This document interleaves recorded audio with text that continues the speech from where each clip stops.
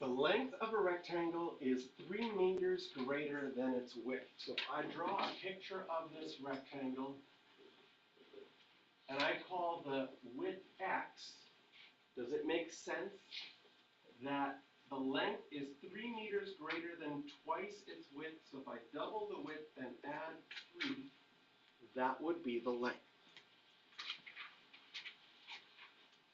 The area of the rectangle, area has to be less than 55. Is this even possible? Well, what is area? Area is length times width.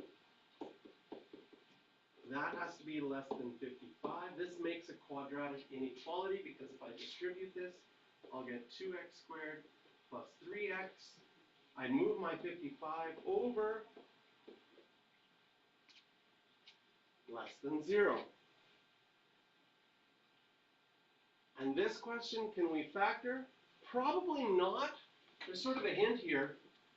When they tell you to round to the nearest tenth, chances are you're not going to be able to factor it because it's going to have lots of decimal places. So lots of decimal places means we probably have to use the quadratic formula, or if it was a calculator question like this, you could also solve this with graphing on your graphing calculator, which would make it very quick. Okay? Because this, does it make sense that this parabola looks like this? Because it's opening up. And our solution is going to be this part right here. Okay? I don't know. I just did a random parabola here.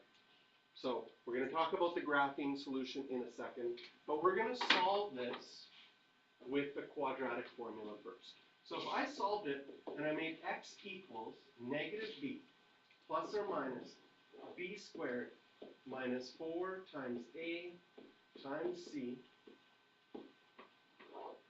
over 2 times a. I'm going to simplify this first.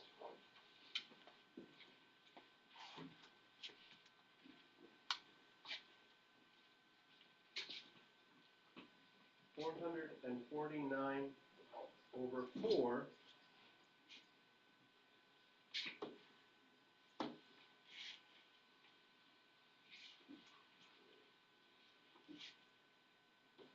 So this will give us two answers for x. And I'll do them this way. And I'll do them both on my calculator. I'm going to get negative 3 plus the square root of 449 divided by 2. So if I do the plus, I get 9 point, it says to the nearest tenth, 9.1. And if I do minus the square root of 449 divided by 2, I get x equals negative 12.1. Shouldn't you divide by 4? Divide by 4. Oh my goodness, yes, I should divide by 4. You know what? I said divide by 2, so I just need to take my answers and divide by 2 again. So this one should be 4.5. And divided by 4, thank you for noticing. This one will be negative 6.0.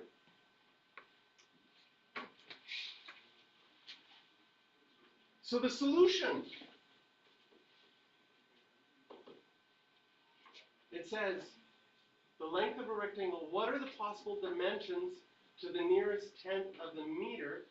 Well, x can be between 0 and 4.5. Why didn't I write minus 6? Why did I write 0 instead of the minus 6? Any ideas? Because it's impossible to have. Yeah, it's impossible. The x was the width, right? You can't have a negative width on a rectangle. So when you're dealing with a word problem, then this is, you have to take into consideration what makes sense. And in this situation, technically, this whole part here wouldn't make sense on the graph because you can't have x to be a negative number. So our x value has to be less than 4.5, and then that would mean that the length, if we do 2 times this plus 3, would be less than, and I'll take the actual number so I don't round early.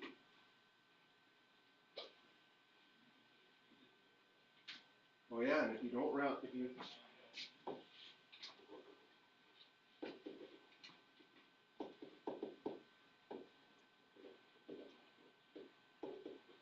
I plug the actual number in before I rounded and doubled it in plus 3, then you get 12.1. What are our units? It's in meters, so we need to make sure we include units in our final answer. So you could solve this, get you to circle 8 and 13, but I'll show you on your graphing calculator how you could do this same question.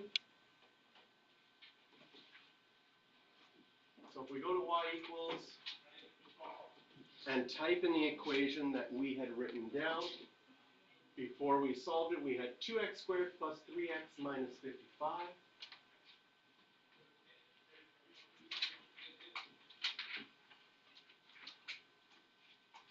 Minus 3x plus 3x minus 55 plus 3x minus 55. You get good at your graphing calculator, you can solve things really quickly. So if I go and graph this, I see both my x-intercepts.